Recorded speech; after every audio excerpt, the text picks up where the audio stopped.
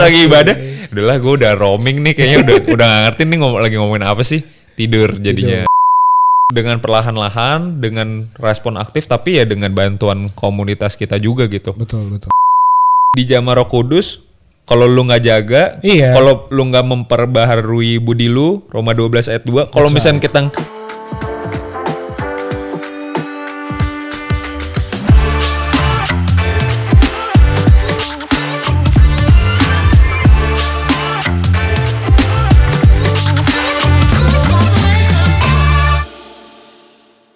Halo semuanya, kembali lagi di program kita Today's Message Podcast bersama dengan saya Jose Claudio.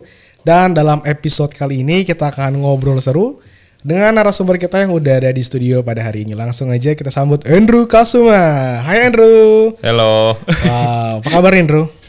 Baik, mantap. Sehat ya? Sehat Bugar selalu. Bugar selalu. Ya, dan for information aja nih ya, Andrew ini juga adalah seorang pemain basket. Terus dia juga cinta banget sama basket kayaknya gitu. Enggak, ya. Oh enggak ya? Bisa aja. Cinta Yesus ya? Cinta Yesus dong. Hobi aja. Hobi ya, hobi. Oke. Nah, Andrew, hari ini kita mau ngobrol tentang lebih ke misal anak-anak muda zaman sekarang yang mengaku diri Kristen dan mungkin lebih juga kepada pengalaman diri kamu nih, ya kan? Kalau boleh tahu, sejak kapan sih kamu tuh benar-benar menganggap bahwa kamu tuh sudah mulai mengenali Yesus itu mulai kapan sebenarnya? Oke. Ini sebenarnya pertanyaan lumayan tricky sih. Tricky ya? Karena pasti setiap orang tuh definisi kenal Yesus tuh beda-beda gitu. Okay. Tergantung apa ya? Tergantung kayak udah di tahap mana sih dia beneran kenal atau kayak ngomongnya kenal tapi ternyata nggak kenal gitu. Oh. Kalau dari aku pribadi sih aku di tahun 2023 sih. Memang ya kembali lagi RJLM sangat mengubah aku. Jadi di gereja kita ada sebuah acara namanya RJLM Conference. Nah di situ momen pertama kali aku benar-benar ngerti lah. Oh sebenarnya Andrew tuh siapa sih dan Tuhan tuh siapa sih dan kayak hubungan kita tuh apa gitu. Antara kamu sama Tuhan ya. Antara Andrew dan Tuhan tuh seperti apa gitu. Dan ya semua manusia hubungannya dengan Tuhan tuh seperti apa gitu. Oke, tapi sebelum di dalam masa RJLM Conference ini, sebenarnya kamu udah pernah tahu siapa tentang Yesus gitu? Oh iya pasti. Tapi nggak ada istilahnya personal yang kamu benar-benar alamin sama Tuhan gitu ya? Nggak ada sih. Selama kayak ya 2023 berarti aku umur 25 ya selama 25 tahun hidup ya udah ngasal aja gitu kayak ya udah jalan aja. Tapi ya Tuhan kan terus pelihara. Tapi ya maksudnya nggak ada pengenalan yang kayak sampai gimana banget gitu. Baca Alkitab juga ya anggaplah nggak pernah lah gitu. Kayak benar-benar baca. Ya kayak baca asal sekilas lewat gitu sih. Oke, nah berikutnya gini. Tadi kan akhirnya di dalam conference itu kamu mulai mengalami Tuhan. Nah sebenarnya apa sih yang Tuhan kerjain buat diri kamu? Kan karena kan sebenarnya kamu udah tahu tentang Tuhan berapa waktu yang lalu dan pasti kamu juga udah sering ke gereja, gitu, udah sering dengar khotbah juga gitu. Nah, what's the difference di conference ini tuh Tuhan gimana gitu bekerja dalam hidup kamu sampai kamu bilang kamu kenal Tuhan? Ya, sebenarnya lumayan panjang sih. Kayak kalau dari aku kan backgroundnya keluarga aku kan bukan Kristen ya. Jadi, tapi memang aku dari TK sekolah di sekolah Kristen yang lumayan dalam juga lah Kristennya. Tapi habis itu maksudnya ada satu momen pas aku di SMA 1 gitu, ketika aku ke gereja, salah satu pastornya tuh bilang kayak, kalau misalnya lu setiap minggu ke gereja, lu buang 2 jam, tapi lu nggak dapet apa-apa, mendingan lu nggak usah ke gereja sama sekali gitu. Waduh. Terus di momen itu kok kayak, ya udah gue nggak usah ke gereja lagi gitu kan. Jadi ya udah pas di momen itu akhirnya kayak SMP 3 atau SMA 1 gitu lah ya. Ya udah akhirnya aku nggak ke gereja lagi karena aku pikir ya udahlah bener juga nih orang ngomong, mending gue nggak usah ke gereja lah daripada gue buang waktu gitu kan minggu pagi terus kayak effort lah dan sendiri juga gitu. Baru abis itu SMA 2 kenal sama seorang perempuan. Nah baru dari situ dipaksa lah ke gereja. Untuk ya ke gereja lah dipaksa. Itu berarti itu apakah emang ada maksud supaya dia setia sama kamu ke gereja gitu, di permintaan dia gitu, atau awalnya itu atau memang kamu akhirnya mau sendiri gitu? Oh enggak lah, Ya karena dipaksa sih, lebih karena dipaksa sih. Karena ya. gak enak nih cewek gue nyuruh gue ke gereja gitu. Iya, maksudnya kayak ya kan seperti yang kita tahu juga background orang tua pacarku apa. Jadi ya Anak pendeta ya. jadi ya kayak ya udahlah dipaksa terus untuk memenangkan hati Iya. orang tuanya juga kan. Oke. Kayak masa anak pendeta pacarannya sama orang nggak ke gereja sama sekali gitu kan, aneh banget. Jadi ya udah ke gereja tapi dipaksa, benar-benar dipaksa aja. Ya udah datang ke GKS, iya. mencoba tapi tidak cocok di GKS. Singkat cerita akhirnya coba pindah-pindah gereja. Itu waktu itu, sorry, kamu menganggap nggak cocoknya itu apa? Apakah tata ibadahnya atau apanya gitu? Awalnya itu. Awalnya pertama dari denominasi apa sih namanya? Denominasi, Nah, iya. ya itu udah beda. Oke. Jadi tata ibadah kayak kepercayaannya udah lumayan beda Oke. sama yang di sekolah aku. Iya. Habis itu materinya tuh sangat susah untuk dikonsum. Waktu itu buat kamu susah. Waktu itu buat aku sangat susah. Oke. Mungkin sampai sekarang susah tapi ya udah dinonton lagi aja gitu kalau misalnya nggak ngerti apa segala macam. Dipelajari lagi. Iya, dan aku dulu kan nggak nyatet sama sekali kan kalau lagi ibadah gitu. Jadi bener-bener aduh udahlah ini lagi ngomongin apa sih, kayak udah dalam banget. Nggak ngerti. Jadi mungkin dulu tuh sering banget sih tidur. Oke. Pas lagi ibadah, udahlah gue udah roaming nih kayaknya udah nggak ngerti nih lagi ngomongin apa sih. Tidur jadinya. Tidur, iya, oke. Akhirnya aduh nggak cocok, misalnya ya nggak bertumbuh juga kan. iya. Akhirnya bahkan si Abel kan sempet bareng aku juga tuh Cari-cari gereja mencoba ya. Nemenin kamu iya istilahnya gitu ya. nemenin coba mencari gereja yang Pas.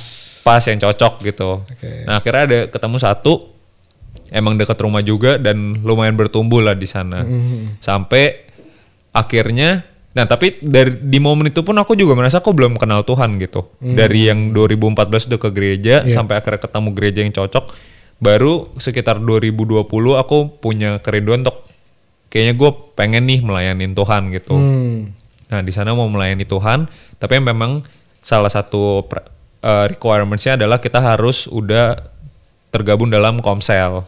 Oke, ini yang udah di GKS, balik GKS, apa di gereja Belum, lain? di gereja sebelumnya. Oke, sebelumnya, oke. Terus? Harus Komsel, tapi COVID Oh, I see. tiba-tiba. Jadi Iya. mereka juga lagi masih bingung gitu. Nih Komsel gimana nih?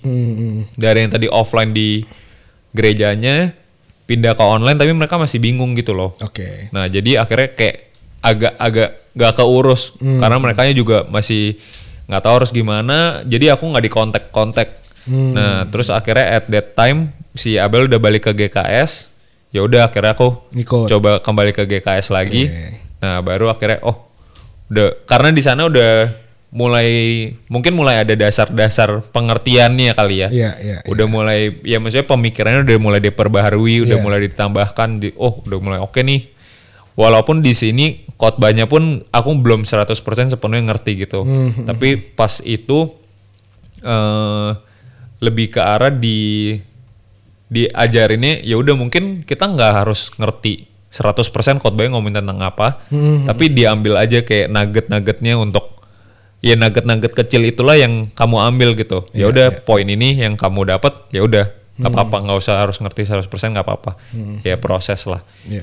Dan di 2021 itu juga aku akhirnya masuk home. 2021. Iya, masuk ke dalam Komsel atau masuk ke dalam home.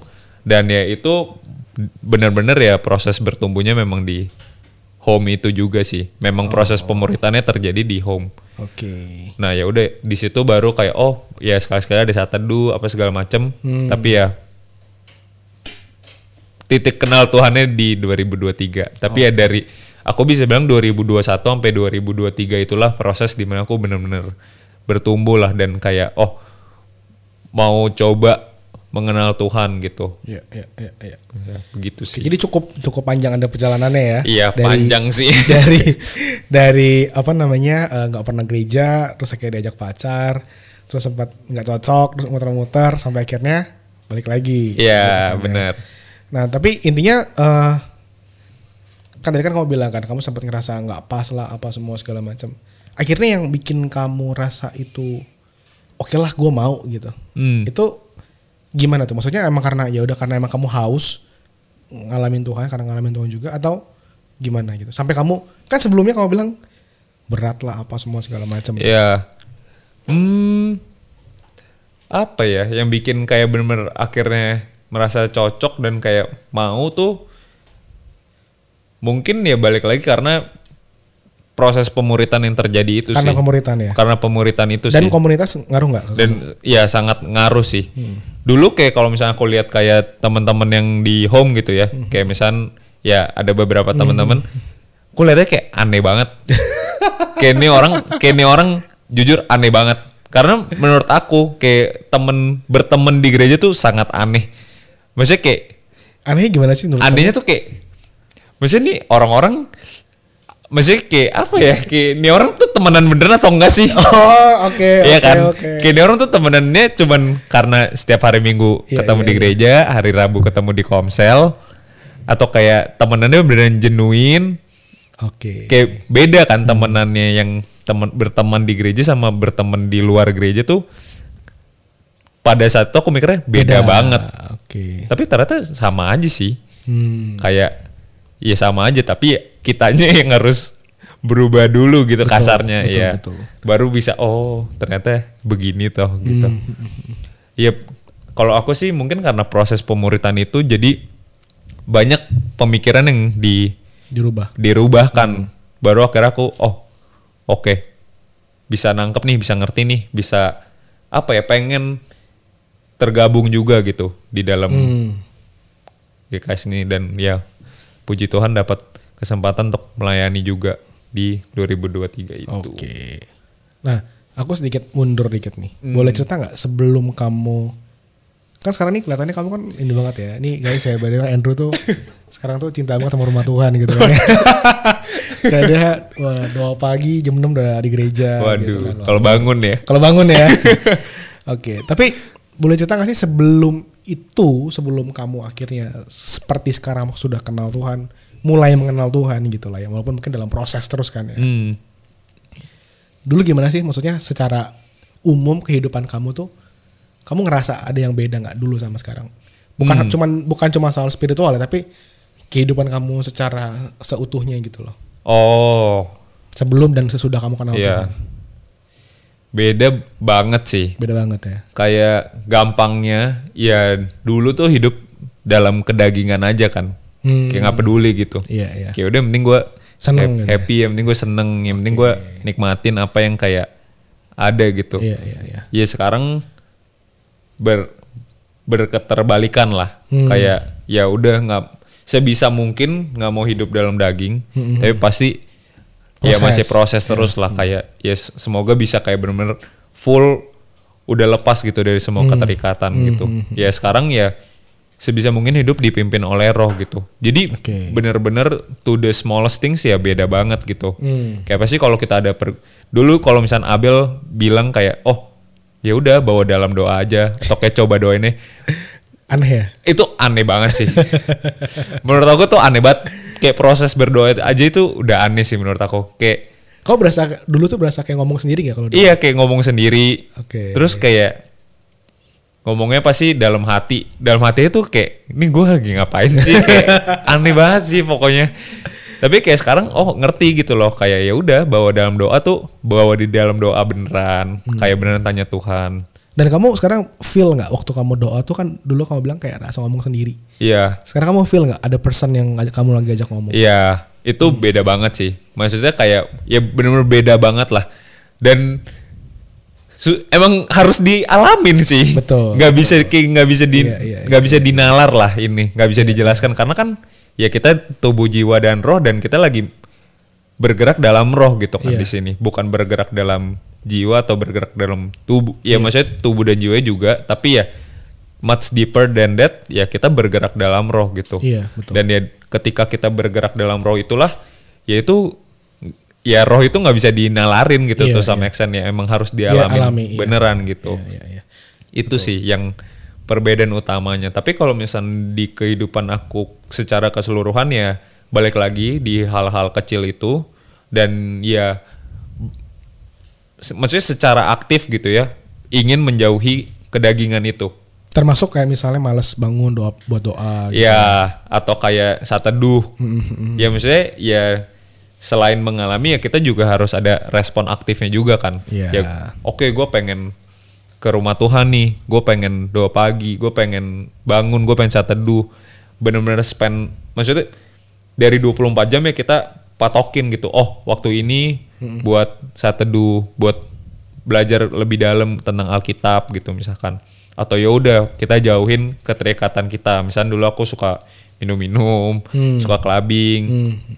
Ya jauhin gitu beneran. Suka ngomong, yang paling parah aku suka ngomong kasar. Itu wah itu parah banget sih dulu. Kayak dan ya dulu sangat amat emosian. Oke. Walaupun sekarang mungkin masih, tapi kayak lebih bisa kontrol ya. Lebih bisa kontrol dan kayak nyeselnya tuh lebih dalam gitu. Kayak aduh kenapa sih gue gitu tadi ya. Jadi bener-bener ada respon aktif lah, kayak berusaha sebisa mungkin jauh gitu dari keterikatan itu gitu. Okay. Nah tadi kan kamu bilang kamu dulu ngomong kasar dan sebagainya.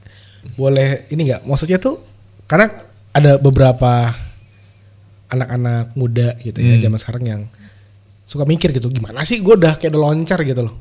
Nah itu kamu waktu itu benar-benar berhenti mendadak gitu? Enggak sih. Ngerem mendadak atau kayak pelan-pelan kamu kayak lama-lama bisa hilang atau gimana?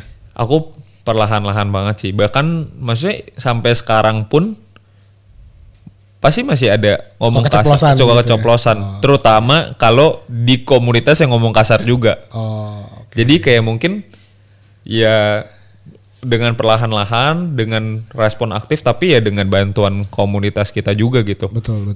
Kasarnya kalau misalnya sekeliling kita nggak ngomong kasar, kita ngomong kasar sendiri kan kayak aneh dan kayak gila nih orang ngomongnya kacau banget. Tapi kalau misalnya di komunitas yang pada ngomong kasar, kalau kita aja yang nggak ngomong kasar, jadi aneh, kita jadi yang aneh gitu. Ya tapi ya kalau anehnya bener, ya mendingan aneh kan. Iya. Dan ya itulah yang aku lagi berusaha. Oh gue pengen stop ngomong kasar, even di komunitas yang ngomong kasar juga gitu kasarnya.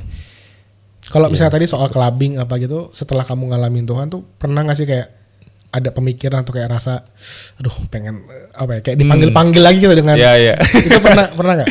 Kalau aku pernah sih dua-duanya ya, minum sama clubbing. Minum tuh aku lumayan aku menganggap aku dulu lumayan parah lah, walaupun bukan sampai kayak parah banget, tapi misalnya to the extent kayak udah bisa di rumah tiba-tiba minumnya gitu sendiri. Bukan yang harus kayak di clubbing atau di bar baru minum gitu. Tapi kayak ya udah di rumah. Udah kayak minum air putih aja ya. Enggak sampai gitu. Kayak udah di rumah 1 shot, 2 shot. Okay. Tapi di kamar aku ya sekarang masih ada botol gitu loh. Kayak masih ada isinya, tapi ya udah cuman jadi pajangan doang gitu. Kalau itu wah lumayan ini sih, lumayan kayak kadang kayak masih pengen.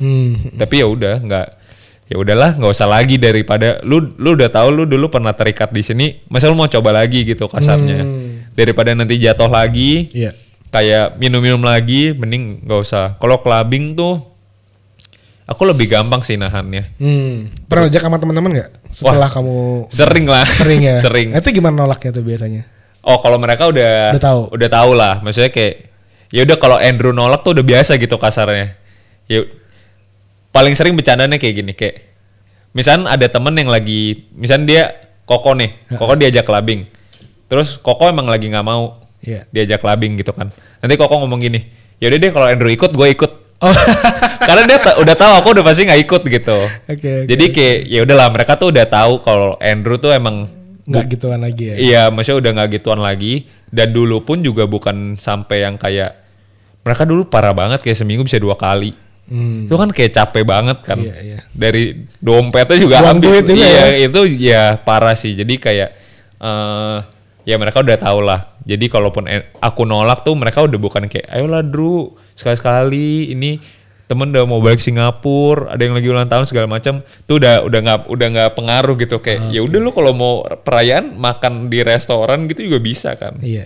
Jadi intinya waktu kamu diajak teman-teman dan sebagainya, sekarang tuh udah benar-benar ngalamin hal yang berubah lah ya. Mereka juga mulai ngelihat, maksudnya secara ya untuk ngajak tuh kayak ya udahlah Andrew nggak usah lah gitu. Iya. Kayak udahlah nggak usah diajak lagi gitu, daripada capek hati sendiri kan juga. Tapi mereka tetap gini loh, banyak orang atau anak muda yang nggak mau keluar karena mereka takut teman-teman ninggalin mereka gitu. Nah Kalau dalam kasus kamu tuh mereka tetap mau temenan sama kamu nggak atau mau sih, maksudnya mau, kayak malah itu kalau jadi nggak temenan tuh temennya yang aneh sih. Jadi kayak benar-benar mungkin harus definisikan juga gitu teman-teman yang beneran temen tuh yang mana gitu. Kalau temen aku yang ini ya udah, kalau aku nggak mau clubbing ya udah masih bisa jogging, masih bisa main basket gitu, masih bisa kayak ya udah ngobrol aja di restoran. Kalau karena clubbing atau minum nggak diajak temenan lagi tuh aneh banget sih menurut aku. Itu kayak bukan temen deh, bukan temen beneran gitu. Cuman mau ada untung dari kita doang. Cuman buat happy aja lah. Tapi tadi yang balik ke yang sempat Andrew ngomong soal ngomong kasar ya dengan komunitas. Tapi itu cocok sih dengan Alkitab bilang pergaulan yang buruk merusak kebiasaan yang baik. Ya kan? Kalau kita udah terbiasa terus balik ke komunitas yang buruk itu kayak ngerasa jadi aneh lagi gitu kan. Iya bener. Gila deh orang ngomong kasar gue jadi suci sendiri gitu.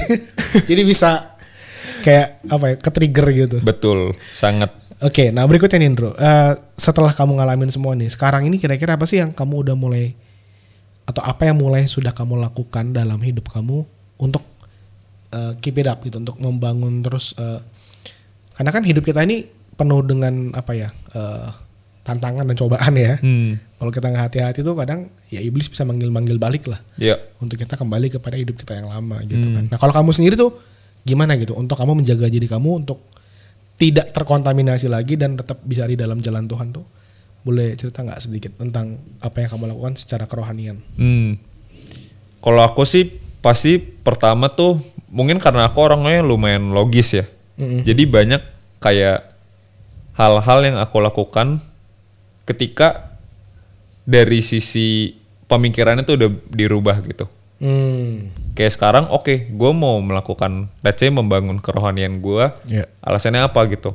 Alasannya karena aku pengen membangun hubungan sama Tuhan Yesus gitu. Karena Tuhan kan adalah Tuhan yang emang peduli lah dengan hubungan yang ada antara Bapa dan anaknya gitu. Betul.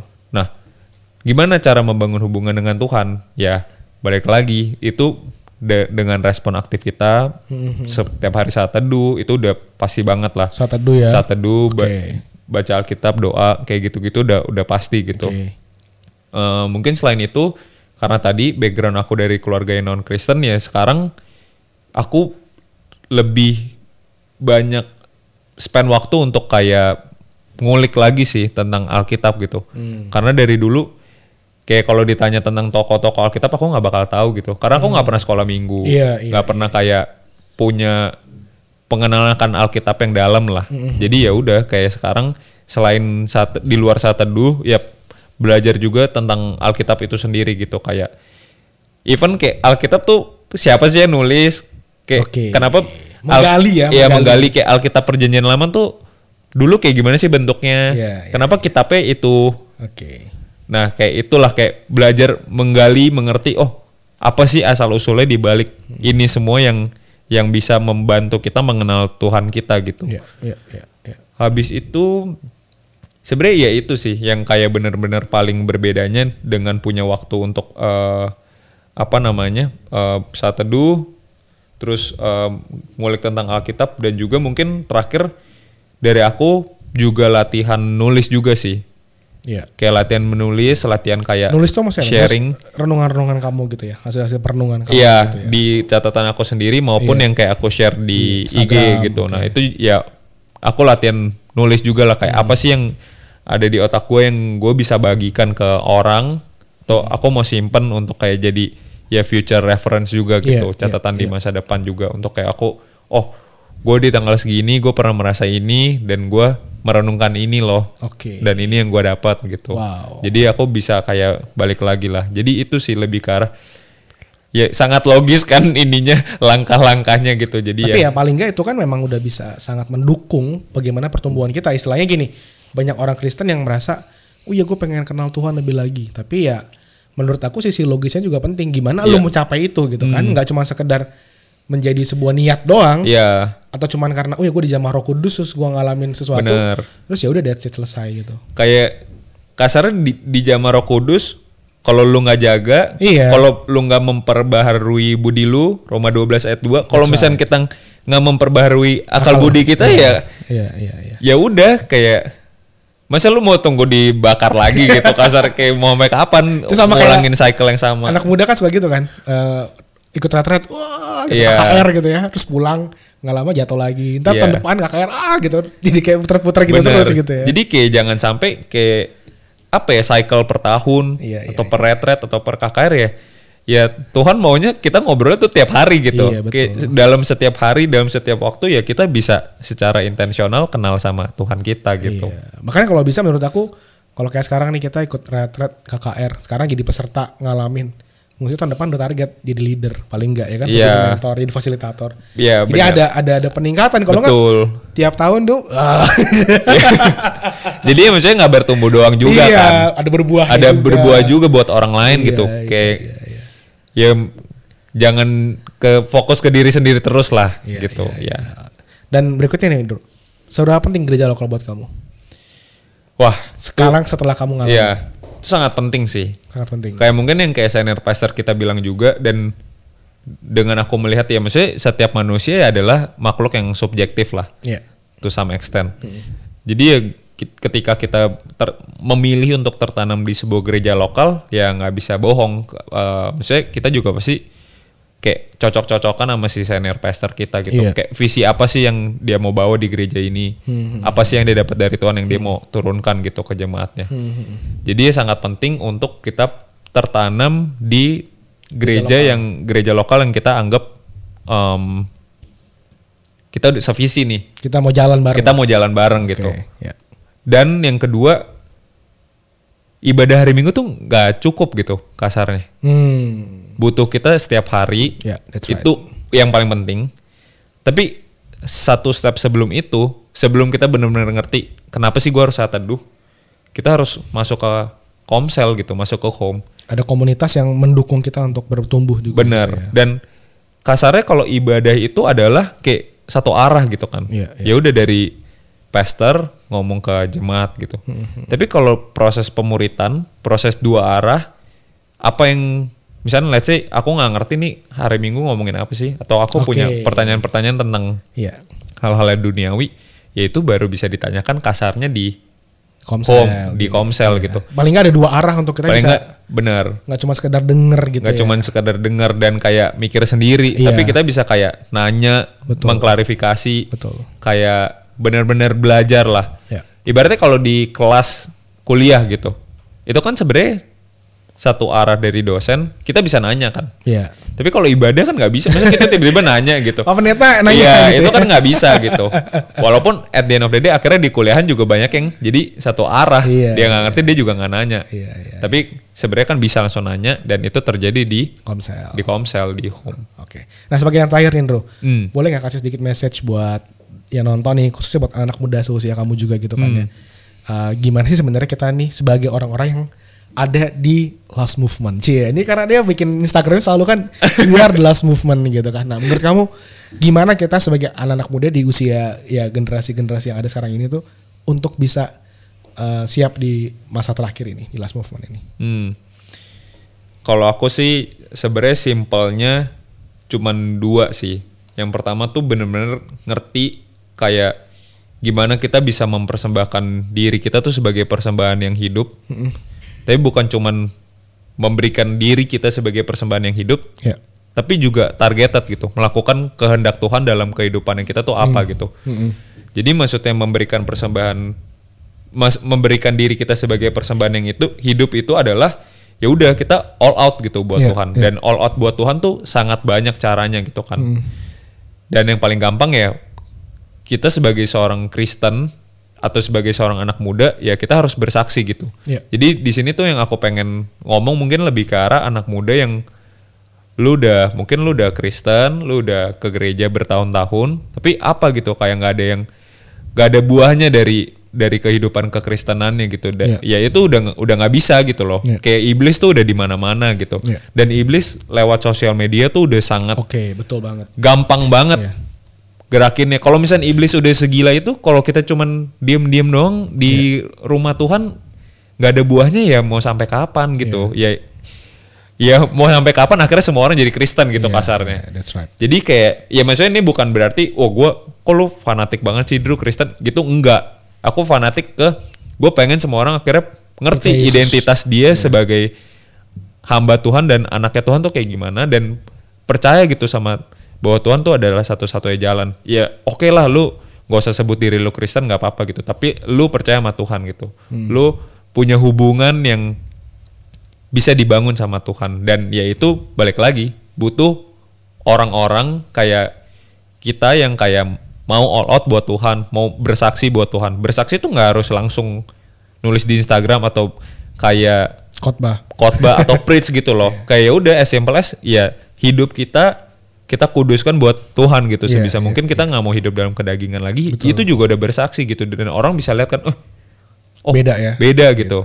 Tapi ya ketika kita bersaksi secara langsung, ya sepengalaman aku itu sangat membantu untuk membuka jalan, akhirnya mereka kenal Tuhan atau mereka jadi merasa Andrew ternyata udah bisa, maksudnya Andrew tuh ternyata Kristen juga ya. Dan ya kan mereka tahu masa lalu aku gimana gitu, dan akhirnya mereka bisa terbuka ngobrol sama aku tentang kekristenan, tentang ketuhanan, karena dia tahu Andrew orangnya dulu kayak gimana, sekarang udah jadi Kristen. Ya udah gue bisa ngobrol nih sama Andrew. Apa sih yang Andrew alamin? Apa sih pengalaman Andrew sama Tuhan segala macam? Ya udah ngobrol sesama temen, kayak temen biasa ngobrol, tapi udah tentang ketuhanan gitu. Jadi udah beda obrolannya ya. Udah beda obrolan, dan itu tadinya yang mungkin gak bisa terjadi. Karena ya kita sama-sama masih hidup dalam kedagingan dan itu baru bisa terjadi karena aku ngalamin Tuhan dan aku share. Ya, betul. Kalau aku nggak share ya mereka nggak tahu. Ya udah Andrew mungkin masih sama kayak dulu gitu. Dan yang kedua ya hidupnya mengikuti kehendak Tuhan gitu. Karena kita di sini kan semua ciptaannya Tuhan gitu. Jadi aku benar-benar pengen aku ataupun teman-teman yang lain juga kayak ya udah Tuhan maunya apa sih? Gue diciptakan untuk apa sih? Ya gue melakukan pekerjaan Tuhan, kehendaknya Tuhan, panggilannya Tuhan buat hidup gue. Targeted gitu sesuai dengan tujuan penciptaan kita gitu. Itu sih yang sebenarnya aku pengen, rasanya semua orang tuh kayak gitu. Iya.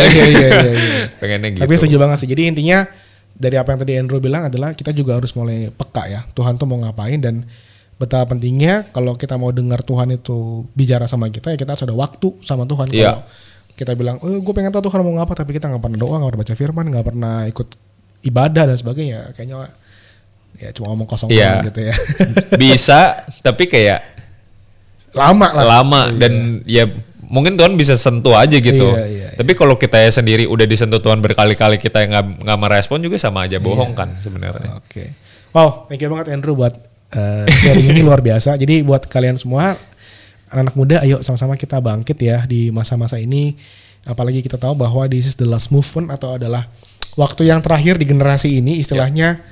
Kita nggak tahu memang kapan, tapi yang pasti sudah menjelang kedatangan Yesus yang kedua. Jadi pastikan kita nggak leha-leha, nggak cuma sekedar fokus sama kedagingan tadi kayak Andrew bilang. Betul. Tapi kita mulai fokus Tuhan tuh mau apa dalam hidup kita, supaya hidup kita benar-benar mengalami kemaksimalan. Sampai jumpa minggu depan. Saya Claudio pamit undur diri. Tuhan Yesus memberkati.